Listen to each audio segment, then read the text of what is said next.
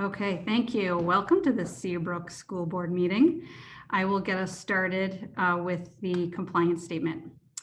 As interim superintendent, I find that due to the state of emergency declared by the governor as a result of the COVID-19 pandemic, and in accordance with the governor's emergency order 12 pursuant to executive order 2020-04, this public body is authorized to meet electronically. Please note that there is no physical location to observe and listen contemporaneously to this meeting, which was authorized pursuant to the governor's emergency order. However, in accordance with the emergency order, I'm confirming that we are providing public access to the meeting by telephone with additional access possibilities by video or other electronic means. We're utilizing Zoom for this electronic meeting.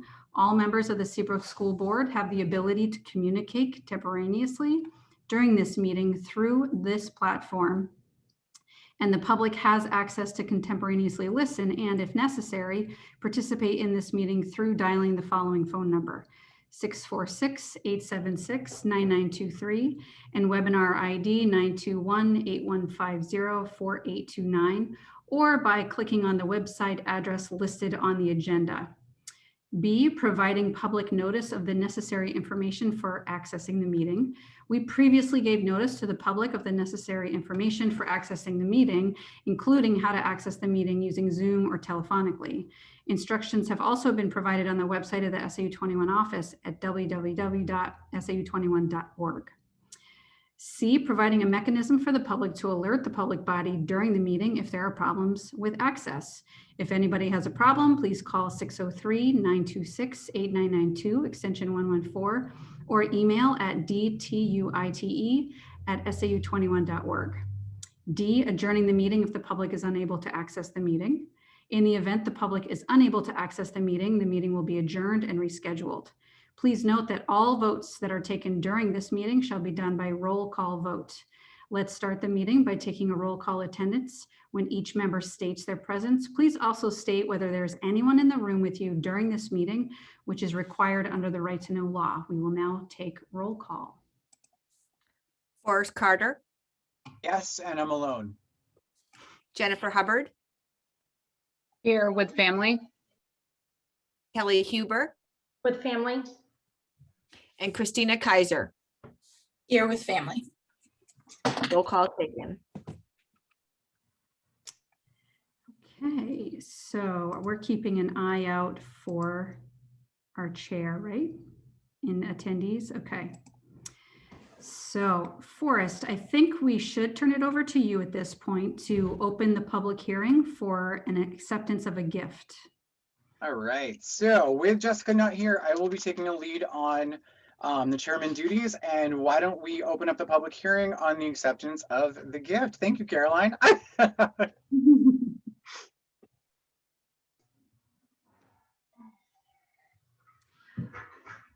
So this is a gift from McGovern Subaru's Adopt a Classroom program. The $5,000 gift will provide funds for classroom resources. Does anyone have any questions or comments?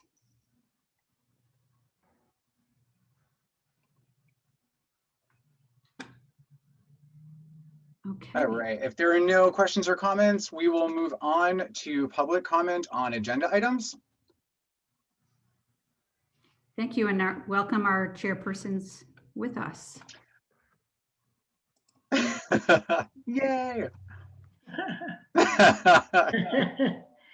Sorry to put you on the spot there for us. I can roll with anything. We got this. So for public comment, any of the attendees, you can raise your hand using the Zoom feature to raise your hand.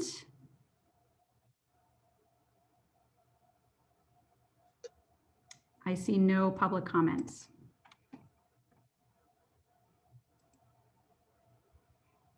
So looking for a motion to accept the donation. I believe we have that later on in the agenda. Oh, okay. All right, perfect. Yeah. All right. Yeah. So we have to vote to come out of this meeting and go into the next, or can we continue?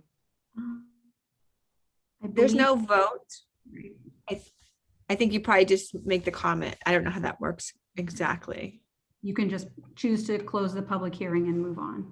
Okay, so we'll go ahead and close the public hearing, and we will move on to approval of our minutes for April 13th.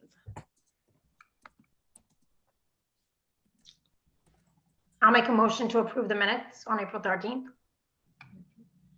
Second. Okay. All those in, well, roll call. Give me 1 second. Forrest Carter. Forrest? I don't know if you're on mute. Hi, you're not on mute. That's weird. I can't hear you though. I'm going to do one thing. Give me 1 second. I'm going to go back into roll call to bring Jessica back in. At 4:36.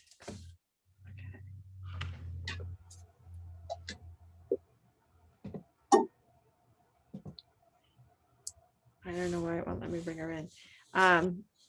Let me refresh my screen. If you can give me 1 minute.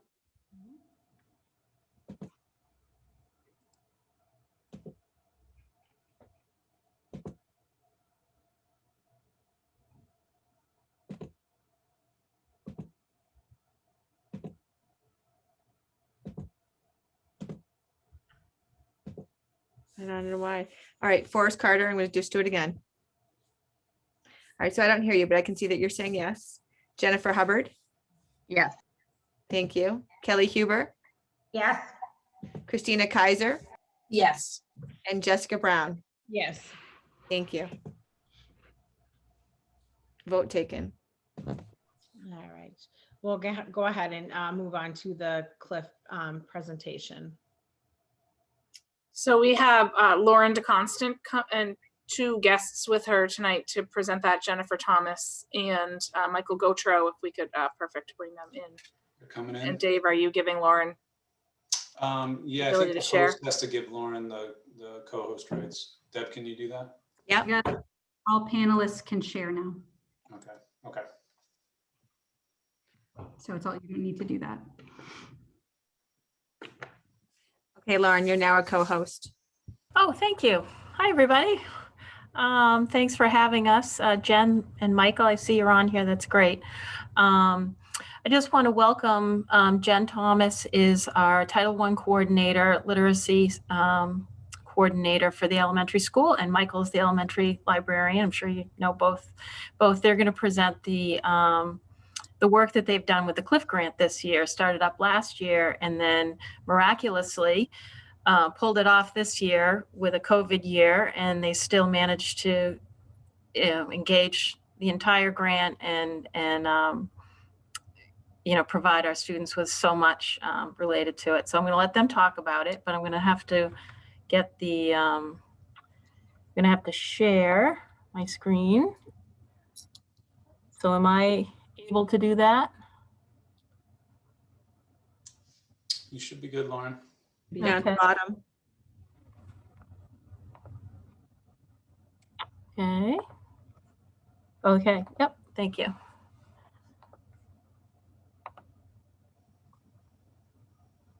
Okay.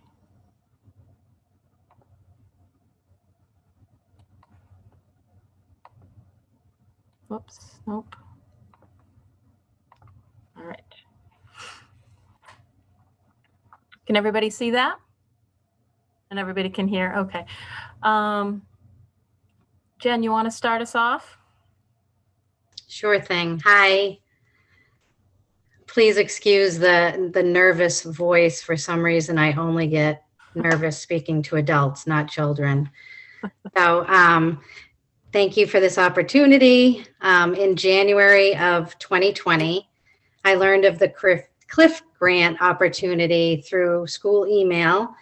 And normally this would be something that I might just delete and move on. But there was something about this grant in particular and giving students the gift of literacy that attracted me. So I gathered as much information that I could and assigned myself to writing the grant. I saw it as a once in a lifetime opportunity to create a culture of literacy in our school, in our community, as well as to ensure that all students have access to high quality literature at home, in their classrooms, in our school library, and in the town library.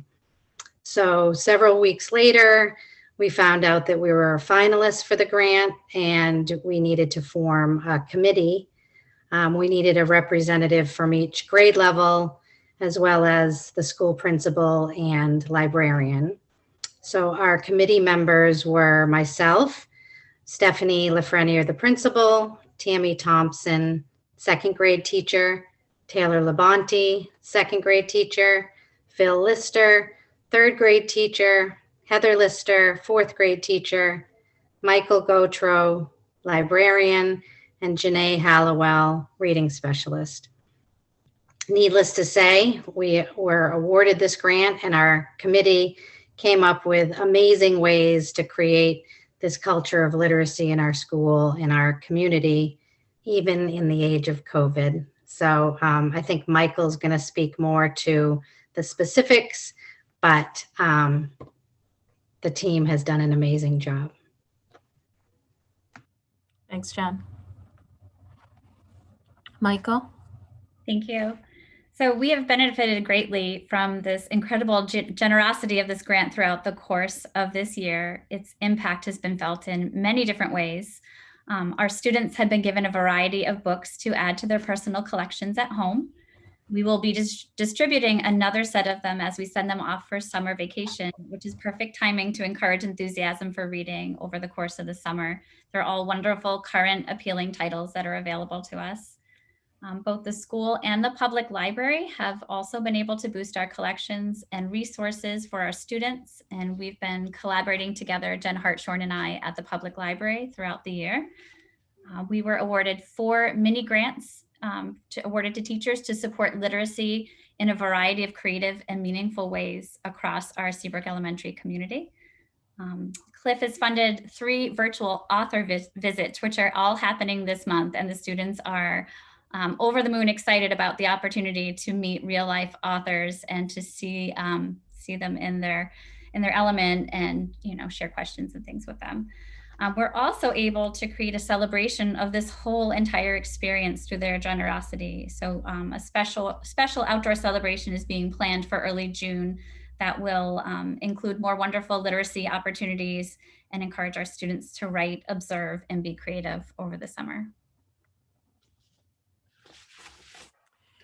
So the teachers were able to gather some thank you notes from our Seabrook students, and they're just so sweet, and the students so excited to get those books and bring them home. There's to keep 10 books each, so that's quite a collection. So here's some pictures of some of the thank yous that students wrote.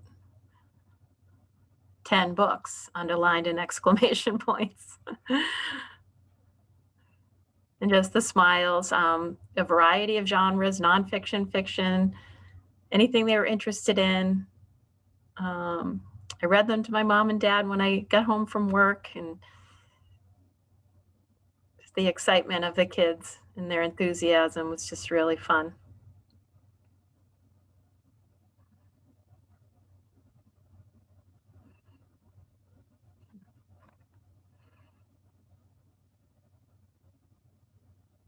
Books for free, exclamation point. You are so kind, with lots of O's on the S. Yeah. They're just so excited. And it was just great to have the teachers gather those up from all the kids. That's just a sample. Michael? So our Cliff Planning Committee selected 3 authors who were willing and eager to join us this year for virtual visits. These authors offer us a diverse genres, backgrounds, and perspectives.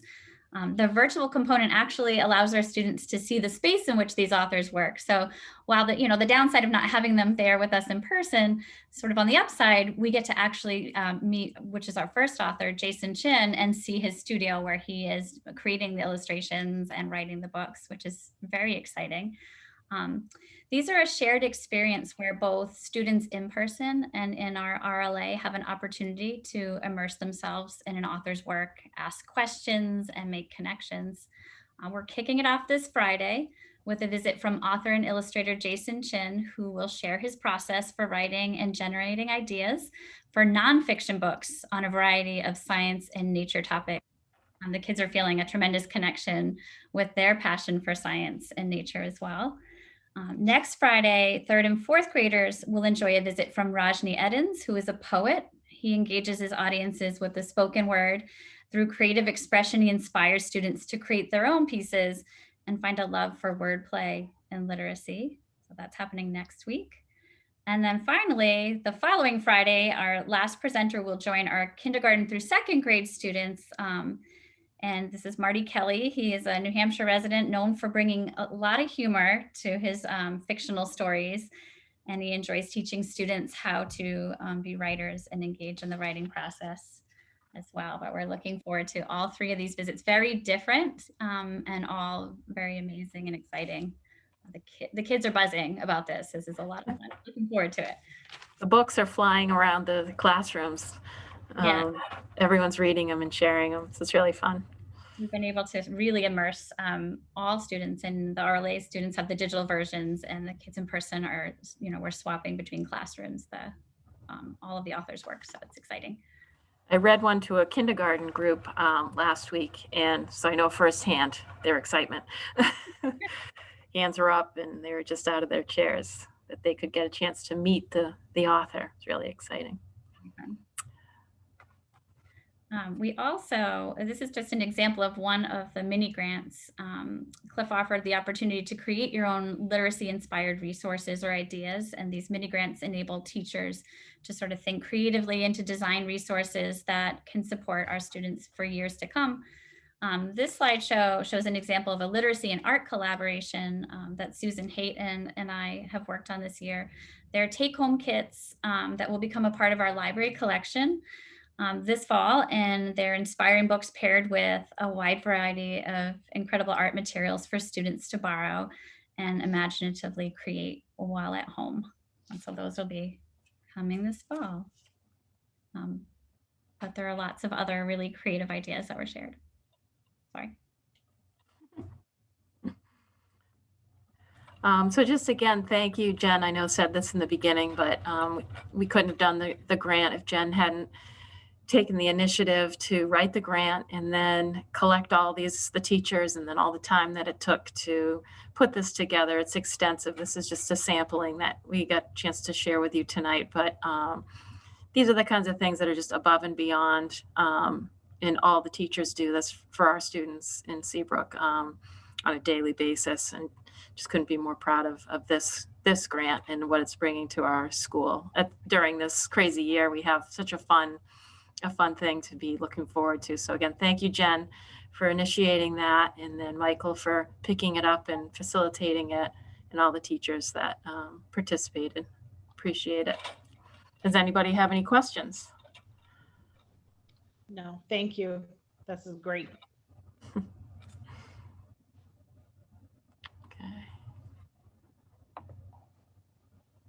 Okay. Thanks again. I want to take too Awesome. much Thanks, of your time. Yeah, this is awesome. Unless Thank you. anyone has a comment or question for Jen or Michael. Thank you guys very much. Thank you. Be on the lookout if you have people that are watching that have elementary children. Be on the lookout for those books and all the resources, and ask them about the author visits because they're excited. Okay, thank you. Thank you. Okay, Great job, everyone. Thank you. okay, thank you. All right. And We'll put go them. ahead and move on to the superintendent's report. Sure, thank you very much. So you have my report. I'll just highlight a few pieces. First, we have, it seems like a while now, but we are 2 weeks, more like 3 weeks past the second dose when employees had access to the vaccine. But I wanted to make sure this was in the report, in that, even though that is the case, that many of our adults are fully vaccinated, we're still following all the health and safety protocols that we're required to follow for our for our teachers and our students who have not had access to the vaccine as of yet. So that includes wearing masks and distancing cohorts, minimal transitions, and sanitizing surfaces and personal hygiene, all while offering 5 days of in-person learning in all of our districts. So that's that piece. Speaking of vaccines, you may have seen an email from me. We just received word that the vaccine clinics for age 12 and up are being shifted to larger regional clinics in the state. So although our Seacoast Public Health Network wanted to host a clinic at Winnicott for ages 12 and up, I literally received word just a few hours ago that we need to cancel that and shift to larger clinics. So we'll have more information for families about that, so we can share. There's a special code for districts that families will put into the system to schedule appointments for their children if they choose to be vaccinated. It's not a requirement, it's completely optional as far as schools are concerned. So that will be held at Exeter High School on June 6th and June 3 weeks later, which is June 27th.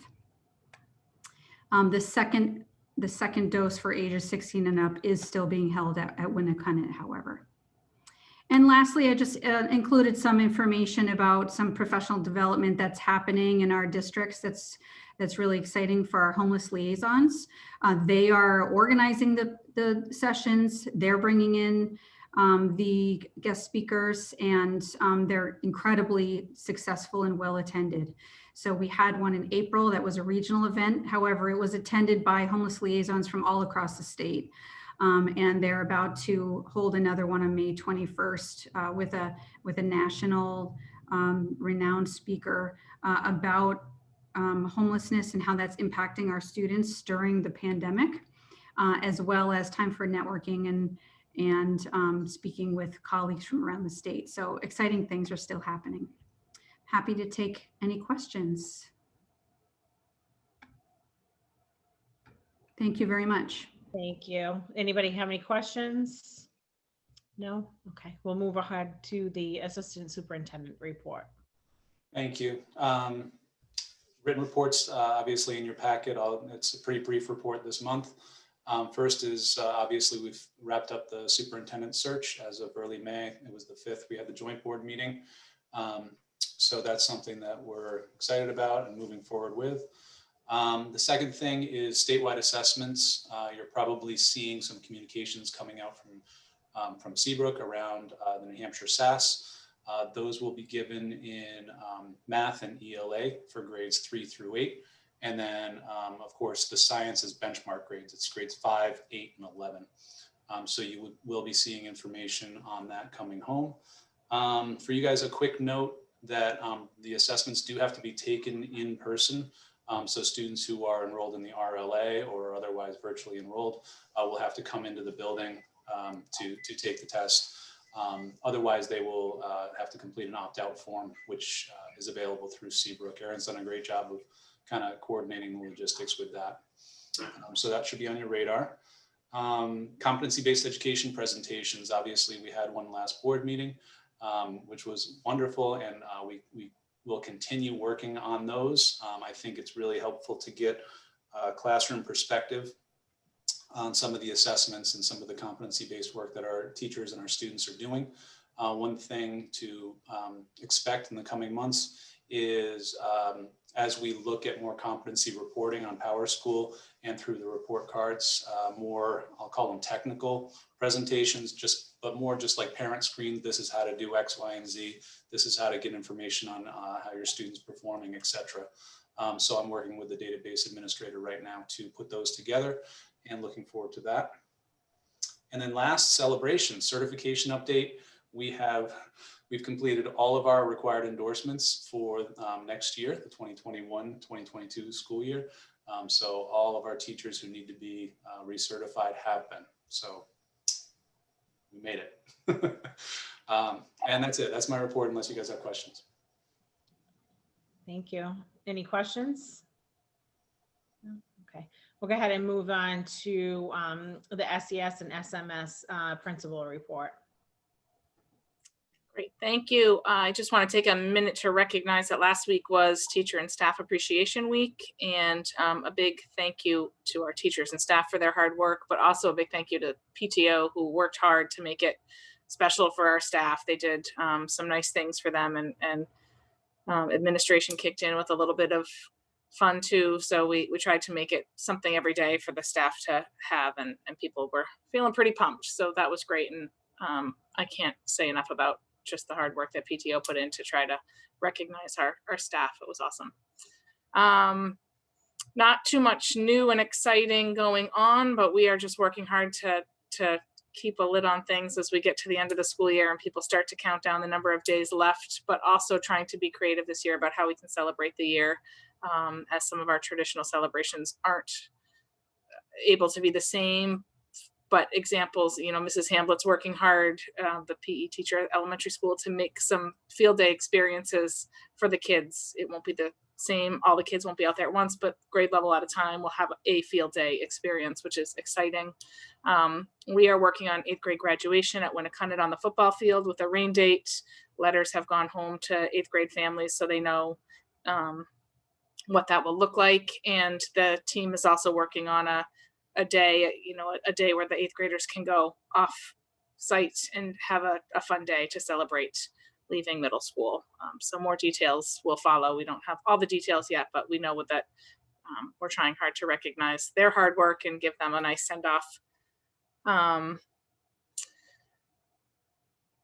And just district wide, we're starting to plan for next year. We're hiring. You'll start to see I would expect next month there'll be lots of nominations, but also just trying to plan for what next year will look like, and just the interventions we're going to need, and just starting to really think ahead as well as finish off the school year. So it's certainly busy in both schools. Dave touched on the testing. Thank you, Dave. And also just a reminder and a shout out for our summer program, which is open to all students. Flyers have gone out a couple of weeks in a row now in my communications. Families have been signing up.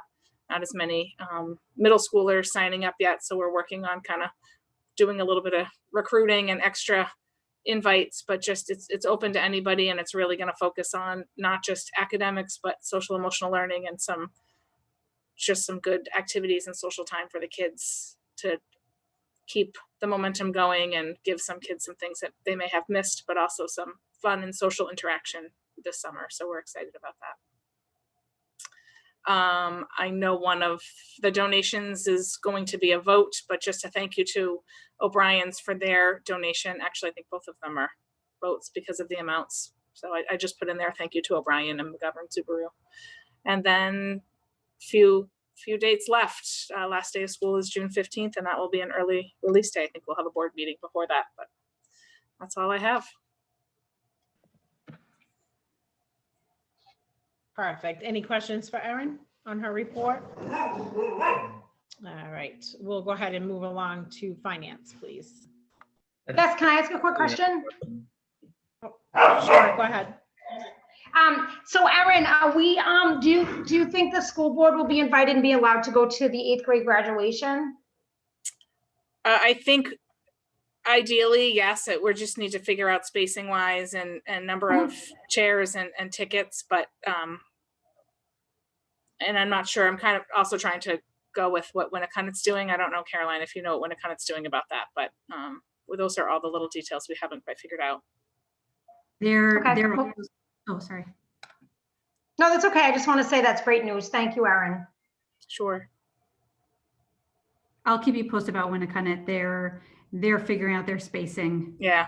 Well, they want to be able to give space to some staff and certainly school board as well. So we'll have those numbers for you. Thank you. Great. Anything else, Kelly, or anybody else? Okay, we'll go ahead with the finance report. Thank you. So we have included the fiscal year to date expenditure and revenue reports in board docs. As you know, we have approximately a month and a half left in this fiscal year, ending June 30th, and we are tracking well. There haven't been any, large increases or decreases to specific accounts since last month. I will note that our operating budget has approximately $300,000 of available balance currently. Obviously we do have some expenditures upcoming over the next month and a half, but it shouldn't change dramatically. Additionally, we do have just over $200,000 in unanticipated revenue, which also contributes to that unreserved fund balance, which we do, which is the amount that we would return to the town to offset tax assessment. On the grant side, as you know, we presented a proposal for the ESSER 2 grant via the CARES, which came as a result of the CARES stimulus package. We do anticipate the ESSER 3 funds to likely be appropriated or allocated in the June timeframe. That's kind of what we're hearing from the state level. They haven't given us anything definite, but we're expecting to have that information in June, at which point, and we are expecting that to be approximately 2 times the amount we received from ESSER 2. So once we do receive that allocation and we know exactly what monies we're working with, we will put together a proposal and bring forth that proposal to the school board. So that will likely be in the summer timeframe, depending on when those funds are allocated to us. Maybe even as late as August, but we'd present it to you. But we'll have to wait and see, and I'll certainly keep you updated on those funds. That is, we do have a 3-year window to utilize those funds. I'd be happy to answer any additional questions in regard to the expenditures or revenue. Are there any questions? Go ahead, Kelly. So I'm not sure if this is the appropriate time to ask a question, and I was actually going to email, but I didn't know if it was something I had to ask in a public meeting. So in regards to the school board stipend, is that something that we have an option to receive once a year, or is it now changed to twice a year? So it's been so this year we've implemented a change to twice a year. Just for your reference, Kelly, that type of question, you can absolutely just give me a call or shoot me an email. Yeah, we made that change to twice a year. So.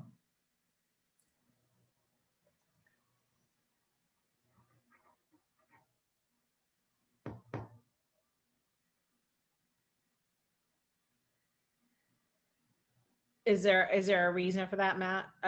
It's always been a choice since I've been on the board, so I was just wondering.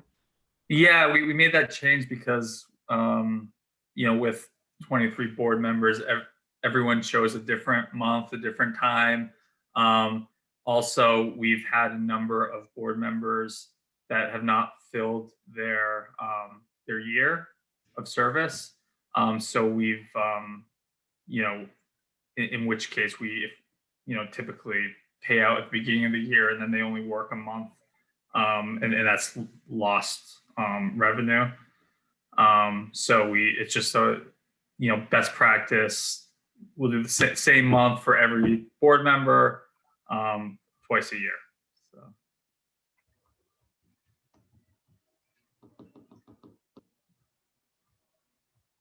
Any more questions for Matt? All right. We'll go ahead and move on to, we have some acceptances of gifts. We have one for $5,000 from McGovern Subaru, and one from O'Brien's General Store for $704.40. And then we also have the federal grant assistance, general assurance, sorry, that we have to vote on. So looking for a motion for those 3 items.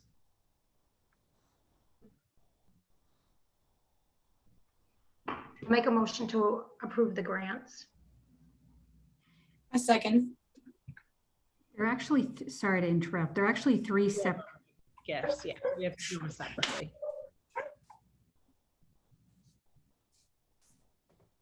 So do you need me to list each one? Yeah, could you just we have to vote on them separately, each one. So we'll need a motion for each one separately. Okay. I just have to find it on my agenda again because Yeah, it's McGovern Subaru for 5,000 is the first. okay, I'll make a motion to approve the McGovern for 5,000 grant. Second. Roll All right. call. Forrest Carter. I don't know why I can't hear you, Forrest. I see you saying yes, so I'm going to put you down as yes. Jennifer Hubbard, Yes. Jessica Brown, Yes. Kelly Huber, Yes. and Christina Kaiser. Yes. Vote taken. All right. Next we have hold on. O'Brien's General Store for $704.40. I'll make the motion that we approve that one. I'll second that. Roll call. Just clicking the names. Forrest Carter. I see you, yes. Jennifer Hubbard, Yes. Jessica Brown, Yes. Kelly Huber, Yes. and Christina Kaiser. Yes. Vote taken.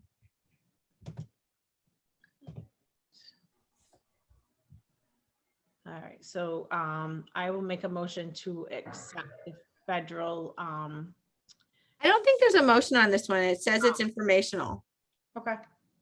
So for that item, as part of a recipient of federal grants, we just need to provide you this information as a school board, and then we have the superintendent and the board chair sign off on that certification. So I will send that via DocuSign to Jessica and Caroline after the meeting.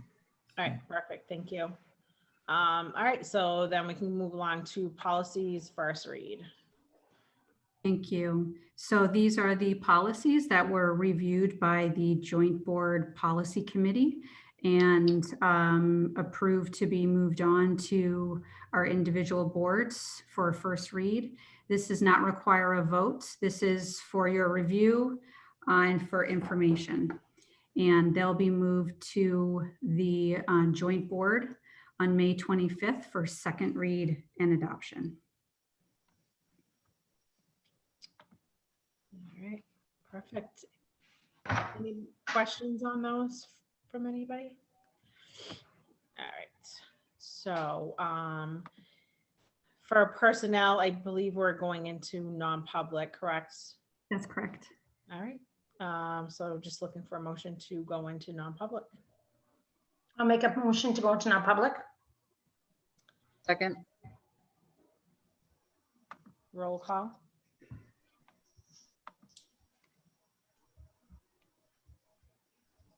Forrest Carter. Yes, I can see you. Okay. Jennifer Hubbard, Yes. Jessica Brown, Yes. Kelly Huber, Yes. and Christina Kaiser. Yes. Vote taken.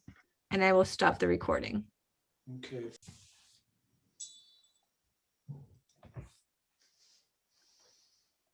All right. I'll make a motion to continue with our public meeting. I'll second that. All right. Forrest Carter. He says yes. Jennifer Hubbard, Yes. Jessica Brown, Yes. Kelly Huber, Yes. and Christina Kaiser. Yes. Vote taken.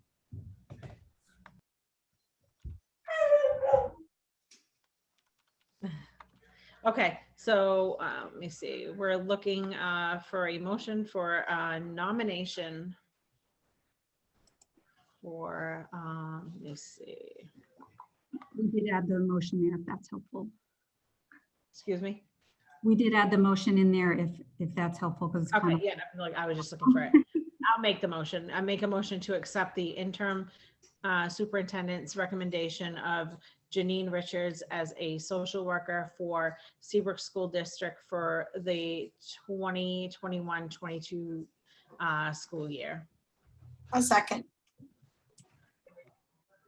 Roll call. All right, you're gonna hear my dogs bark, sorry.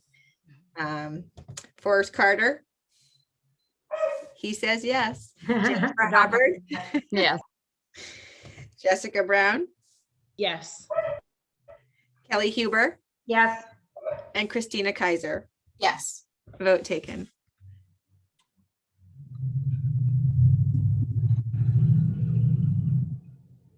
Okay, so we have one, let me see. All right, I'll make a motion to accept with regret the resignation of Abigail Kaplan, School Nutrition Director, at the end of her contract term. I'll second. Roll call. Forrest Carter.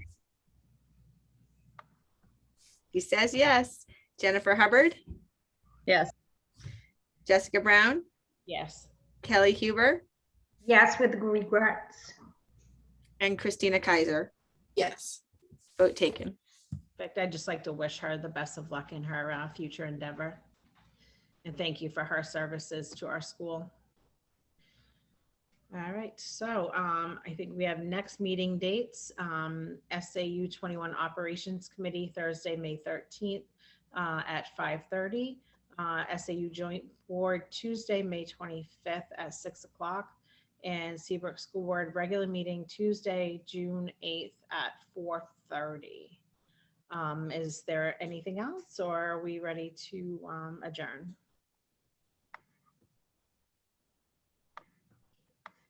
All right, I make a motion to adjourn. Second.